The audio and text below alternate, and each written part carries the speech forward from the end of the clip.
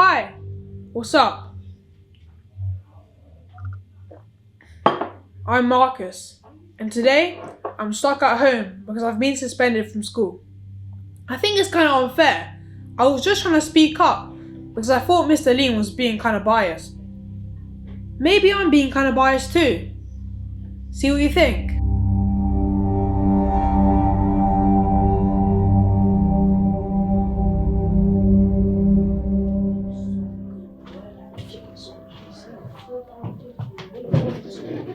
Good morning, boys. Let's get started.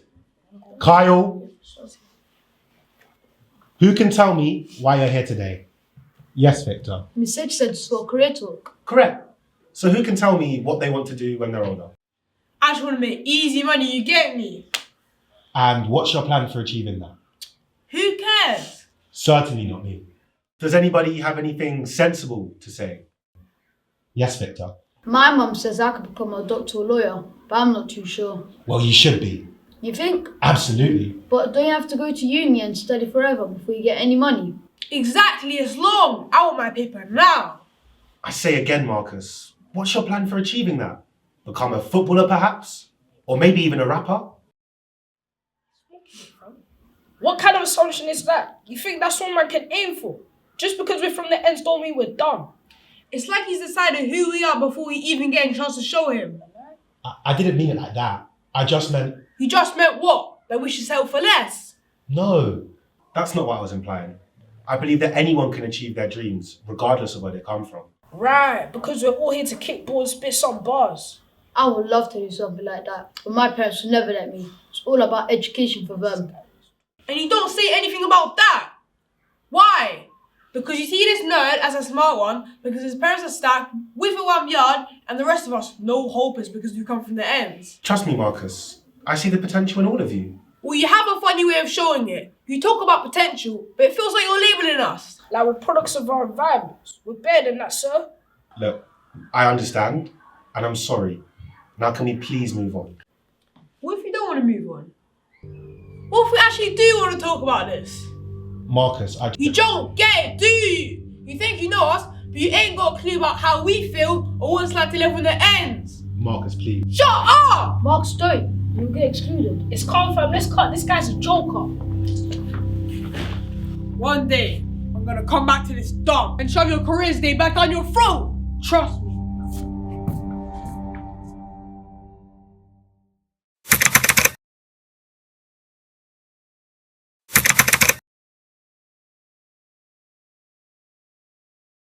I feel like Mr. Lean showed unconscious bias by always picking Victor when he put his hand up, and Marcus didn't really overreact because it showed like he has respect for himself and his culture. I feel like Marcus did not overreact, and I think that reaction was perfectly fine, just for me because he stood his ground. I think it's a bit of both because although Mr. Lean was favouriting Victor and showing that he clearly thought less of Marcus and his friend, Marcus could have dealt with it better because although he was basically getting targeted, he could have at least talked it over than rather being aggressive. I feel like Marcus did overreact and I feel like he was being a bit too aggressive because he was a worker and a member of staff, so he should have shown a bit more respect.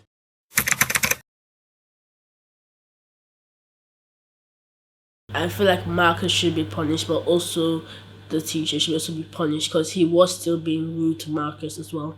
I feel like Marcus should be punished because he didn't have to talk to Mr. Lean aggressively. He could have talked to him like a calm tone. In my opinion, he shouldn't because he stood up for himself and not only did he challenge what he believed was wrong, but he also challenged his right because if he's learning, he is entitled to answer questions, but he wasn't allowed to.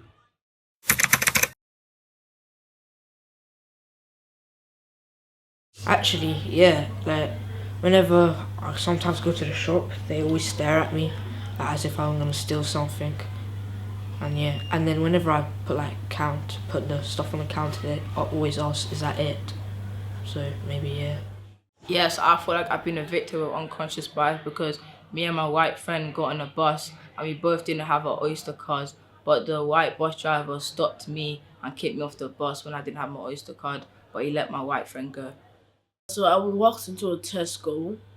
I wanted to buy some chocolate, I walked through the counter and the guy came up to me saying, "Are you sure you can buy it?" Like he was pushing at me, saying that he's not sure if I could buy it or not. And when I pulled out my mom's credit card, he said, am I sure that it's mine? Did I not steal it or something?